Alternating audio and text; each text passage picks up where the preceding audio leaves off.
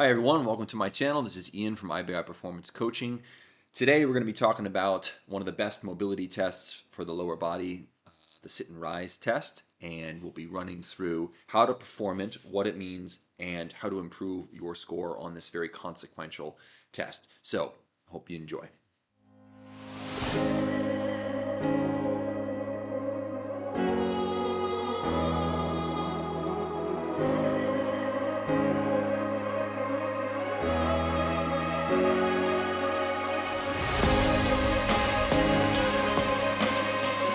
All right, everyone. Today we're going to be talking about how to maintain and develop a very important physical capacity, that being the ability to rise from a seated position on the floor.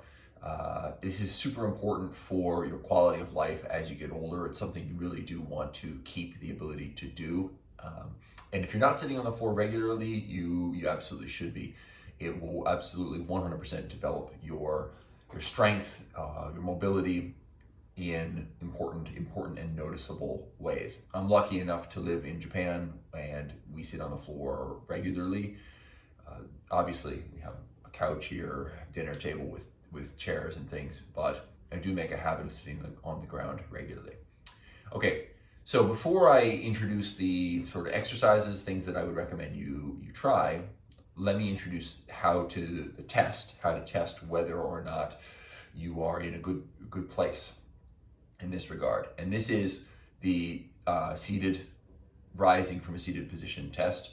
Okay, I'm gonna want you to sit cross-legged here, okay? And then your job is basically going to be to stand up without using your hands to brace you or to touch or to balance or anything like that. It's to stand up without losing your balance. And so you're just gonna wanna rock forward and up we go, okay? Like that. Now, what I just demonstrated there, if you take it out of 10 points, let's say, that would be a 10-point rise. If you, when you attempt this, if you feel like you need to touch the ground, touch the wall to balance yourself, if you do it and you lose your balance when you stand up, if you have to sort of rock to one side and just use one leg to do it, all of these things are going to be 1-point deductions.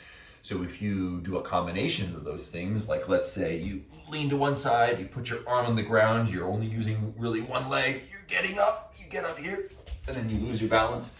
I mean, that's about three or 4 points off there. The goal would be to get to 10 points, okay, where you can just be in the seated position, cross-legged, and stand up from there comfortably. Almost all of us could either work on this or we can work to maintain this if you can do it already. So here are some things that you can try. In addition to sitting on the ground, I would recommend actually sitting on the ground in certain positions. One of those positions is a 90-90 position.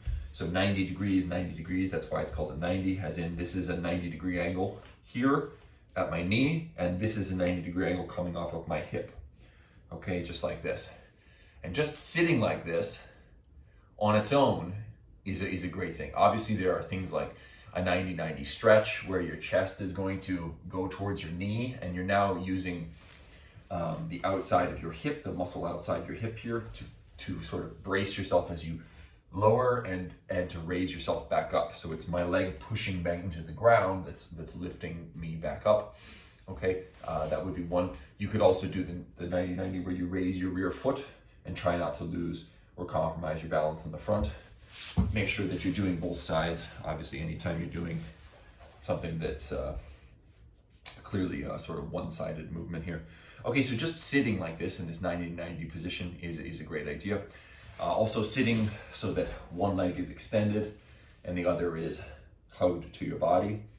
This sort of seated position helps to lengthen out the hamstring on the extended leg. You can also sit like this in sort of combat stance position. Okay, this is going to allow me to lean forward and improve the range of motion of my ankle in the front. Okay, all of these will be helpful. So I would recommend trying to sit in each of these positions somewhat regularly. I'm also going to introduce something that you probably haven't seen anywhere before. This is called a sila. A sila, S-I-L-A would be one way to spell it. And it comes from silat, the martial art practice. and it's a kind of squat. So essentially what you're going to do from a standing position is you're going to feed one leg behind the other here, like so.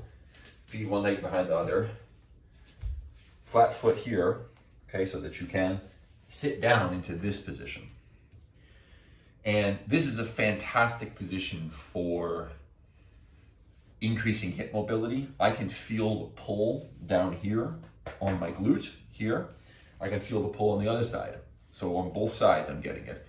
Okay, I'm also getting sort of a, obviously pulling my leg to my body, getting a lower back stretch as well. Okay, and then from this position, I'm gonna stand up directly like so. Okay, and then alternating. So feed the other leg behind, sit down, butt goes down, and then coming back up. Okay, so that's a sila. You can also do this in a stationary position and adding a sort of torque to it. So instead, my legs are now parallel. I'm gonna twist here. I'm gonna flatten this foot out, sitting down, up, twisting, flattening, sitting down, and coming back up. Oof, lost it a little bit there. Okay, but that is what a sila looks like. Okay, and you can do the twisting sila there as well. I really like these. Just incorporating these a little bit into my routine has made a huge difference. Just a couple weeks ago when I tried that seated to rise test, I didn't score a 10, I didn't get a 10 on it. It was really difficult. And I started doing these silas a little bit, and it absolutely improved things very quickly. So I would recommend giving those a try. With these, you can regress them if necessary. Grab onto something, a wall, a chair, or something like that. Accentuate the eccentric portion of the movement. You can hold certain positions. Just go as deeply as your current mobility allows. You don't need to go all the way down to a seated position if you're not ready for that yet. But something like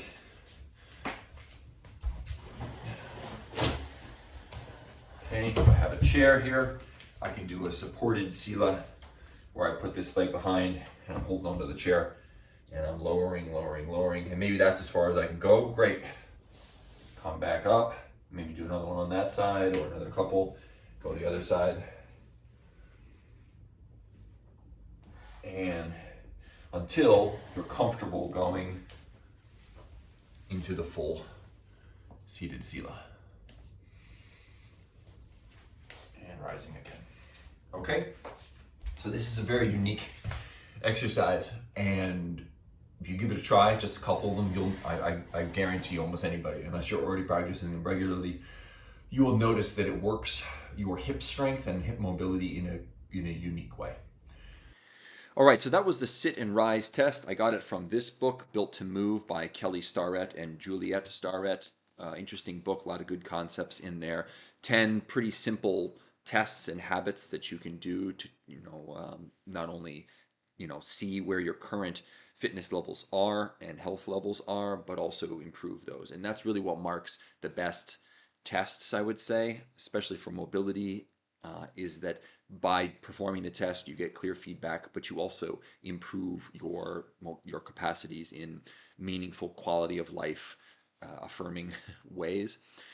In particular, this sit and rise test has been linked to longevity in older people, but you would be very surprised, or maybe you wouldn't be, by how many younger people absolutely fail at this test. My 6-year-old daughter, when I asked her to try this, it was easy as pie for her. But I guarantee if you were to take your average, maybe even teenager, definitely 20-something, who spends a lot of time sitting, has got tight hamstrings, lacks ankle flexibility, lacks lower back strength, and ask them to perform this, they're going to struggle to get it anywhere near an acceptable score or a health affirming score. So please invest some time in the sit and rise mobility test, and I really do appreciate your time here. I hope you got something really valuable from it. If you did, please do whatever you can to support the channel. You know what to do. You're all inhabitants of YouTube.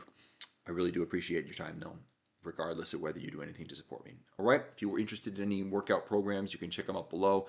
All priced affordably, designed for people who have little time, little equipment, not a whole lot of space, but who still want to get fantastic results. over 100 5-star reviews on these programs. All right, go earn it.